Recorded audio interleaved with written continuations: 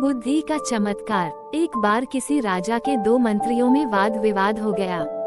एक कहता था कि धन की प्राप्ति व्यापार से होती है, दूसरा कहता था व्यापार से नहीं बुद्धि से धन प्राप्त किया जा सकता है। इस बात पर कई दिनों तक उनका वाद विवाद चलता रहा और एक दिन आपस में हाथापाई हो गई।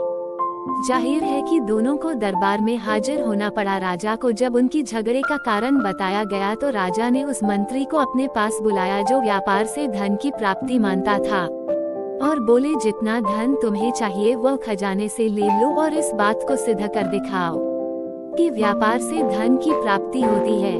इसके बाद दूसरे की बारी आई। राजा ने पूछा तुम्हें विश्वास है कि बुद्धि से धन प्राप्त किया जा सकता है? मंत्री ने उत्तर दिया महाराज, बुद्धि के द्वारा संसार की हर वस्तु को प्राप्त किया जा सकता है, उसके लिए व्यापार ही जरूरी नहीं है। राजा बोला ठीक है, और उसे कुछ न देकर बिना वेतन अपने अस्तबल में घोड़े की देखभाल का काम सौंप दिया।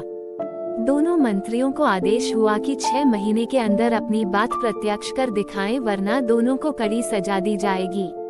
जिस मंत्री को खजाने से बहुत सा धन मिला था उसने सारे शहर दुकानें खोल दी और अधिक से अधिक पैसा बनाने के चक्कर में दिन रात परेशान रहने लगा, जबकि दूसरा अस्तबल में बैठकर सोचने लगा कि किस तरह पैसा बनाया जाए। तभी उसे एक तरकीब सूझी। उसने घोड़ों की लीद को सूंघना शुरू कर दिया। राजा के अस्तबल में 700 घोड़े थे और हर घोड़े पर एक सवार नियुक्त किया गया था। मंत्री को घोड़े की लीद सूंघते देख अस्तबल के कर्मचारियों में खलबली मच गई। वे मन ही मन डर गए, ना जाने मंत्री क्यों घोड़े की लीद सूंघ रहे हैं। एक दिन अस्तबल के मुखिया ने पूछा, महाराज आप घोड़े की लीद क्यों सूंघते हैं? मंत्री गंभीर हो गया और बोला, इस बात का पता लगाना चाहता हूँ कि घोड़े कमजोर क्यों होते जा रहे हैं। अब मालूम हुआ कि तुम लोग कितने नमक हराम हो, घोड़ों के हिस्से का दाना खुद खा जाते हो और उन्हें केवल घास ही मिल पाती है।